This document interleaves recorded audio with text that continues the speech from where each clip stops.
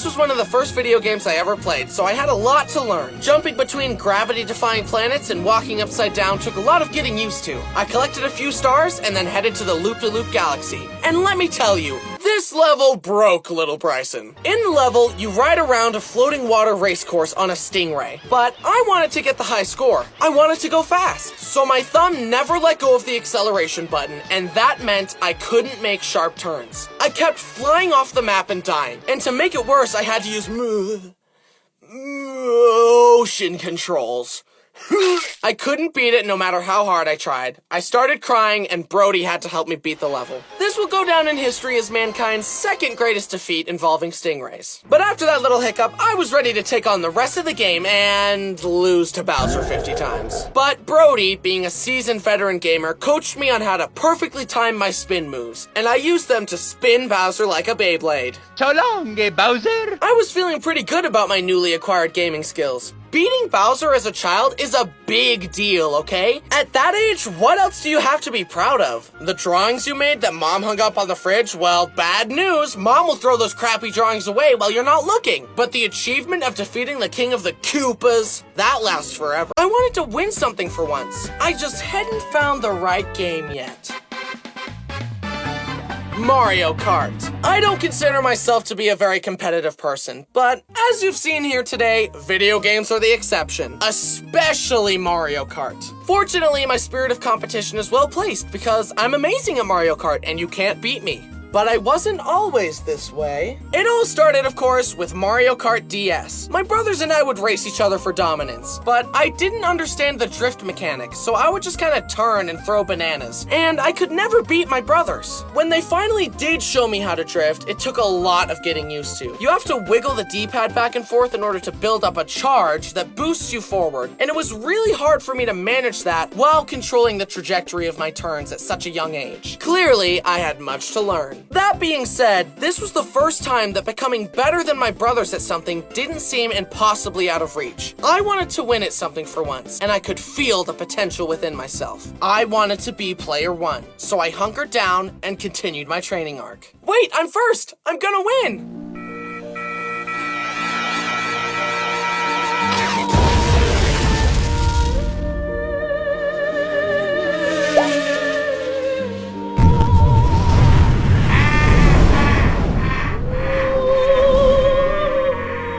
House, the screen on our porch door broke off, and Dixie got used to jumping through the empty door. Dad fixed the door and even made a special hole in the screen next to the door for Dixie to walk through instead of the door. Yep, that's not going anywhere.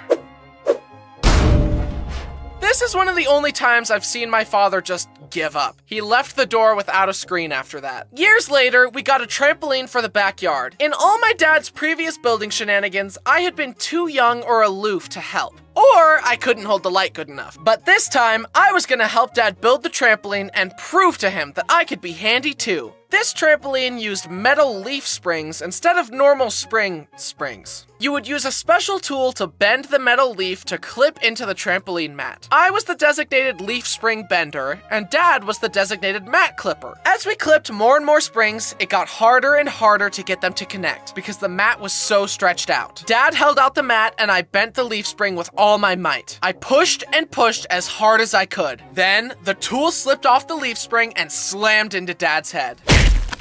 Oh my gosh! Dad, are you okay?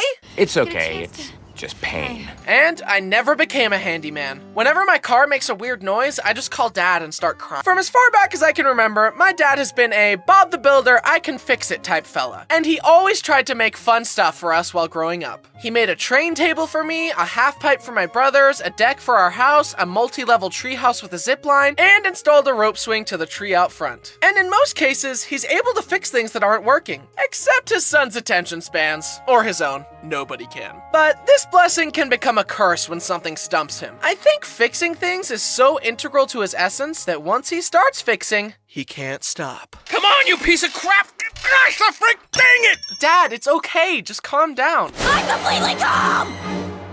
I can see that. I literally can't describe the pure primal fear little Bryson experienced when seeing that giant chain chomp for the first time. And don't even get me started on that Koopa the quick race. I hate this stupid turtle so much. I just couldn't beat him. But then, one day, Brody let me in on a little secret. He's gonna win the race again! You see that little hole in the wall? Go in. How is this supposed to... You see that beam of light? Look up. Follow that coin trail going into the wall. Yes! Yes! Yes! My mom did a great job teaching me. She made learning fun with field trips and games, and the one-on-one teaching worked very well for me. I couldn't do what she did. I'm horrified by how quickly my future kids' math homework will be beyond my knowledge. Instead of experiencing the rite of passage of crying at the kitchen table as their dad tries to help them with their math assignment, they'll have the unique experience of crying with their dad about the math assignment. What is 7 times 6? I'm genuinely asking. I don't know what it is. I don't know! And then there's my childhood dog, Dixie. She's really old and deaf and can't see well and can't control her bladder anymore, and she's basically skin and bones, but she still seems to be enjoying life and is always happy to see me. She also recently has decided to never eat dog food again, so she is fed hot dogs and chicken nuggets and leftover meat. She's living like a princess. She's had a lot of adventures and has been a fantastic family dog. I don't know if she'll still be alive by the time I post this video, but here's hoping. Started resorting to more drastic measures to try and beat my brothers. There's a mini game where you have to mash the A button as fast as you can, and I decided to tip the scales in my favor. I grabbed a massage gun and put it on max speed on my palm, which caused my fingers to vibrate insanely fast. Then I put my finger on the A button and...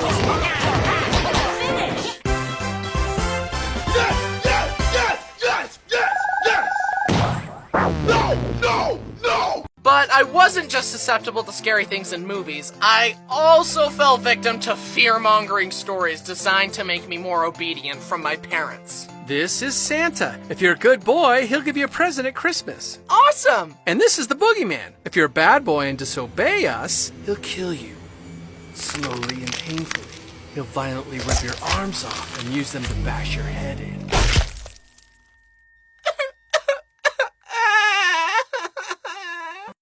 Bryson, I think we should do it. I want you to have a pretty smile. I think you should do it too, Bryson.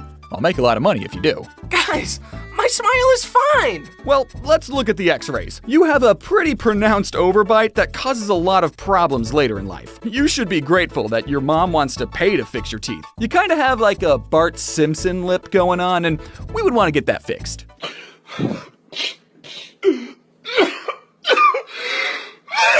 Hair color stereotypes are not nice. Gingers do have souls. Whatever you say, stupid blonde.